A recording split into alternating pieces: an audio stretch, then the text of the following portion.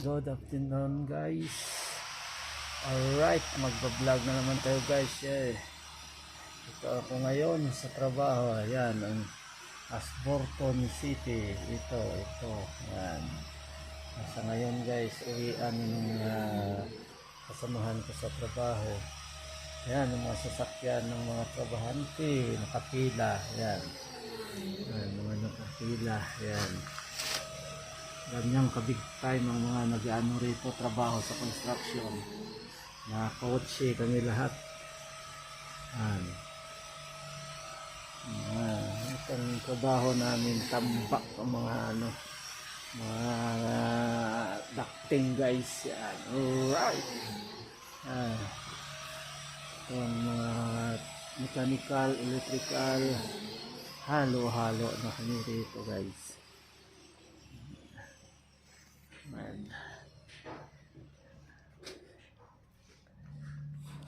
Ngayon dito ako sa second level. Alright mga guys, mainit ang panahon pero malamig ang hangin. Medyo malamig pa rin sa labas.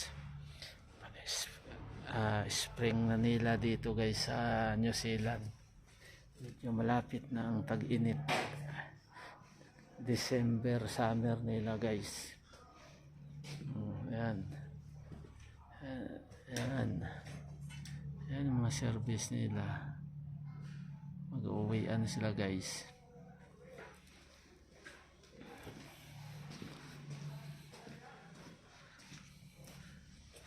Ayan sila.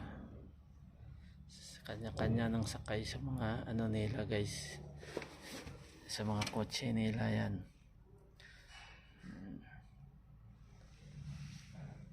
si uwian na yan, uwi pa ng ano yan, 40 kilometers ang ibibiyahe nila. Yung iba ay 80 kilometers, uwi pa ng Christchurch yung mga yan.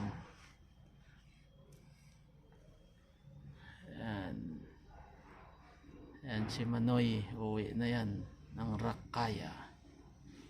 Alright, may pwesto na sa kanyang kotse.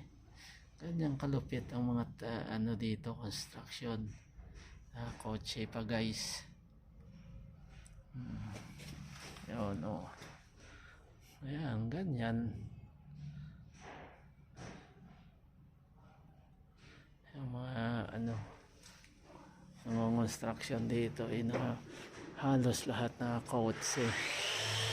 Ito lang guys, kaso mga tambak, daming basura rito sa job site. Tingnan mo naman dito sa New Zealand, halos 90% ang kahoy nila ginagamit. Napakatindi dito sa kahoy guys. Ayan. Maingay pa, may nagbubutas pa. Halos ano na guys, wala anong tao. Nag-uuwian na. Ilan na lang kami naiwan. So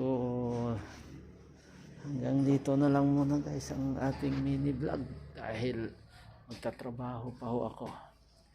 Maraming salamat sa mga nanonood, sa walang sawang nanonood, at saka sa mga hindi pa nakapanood, i-share yun na lang ang video ko at i-follow. Salamat.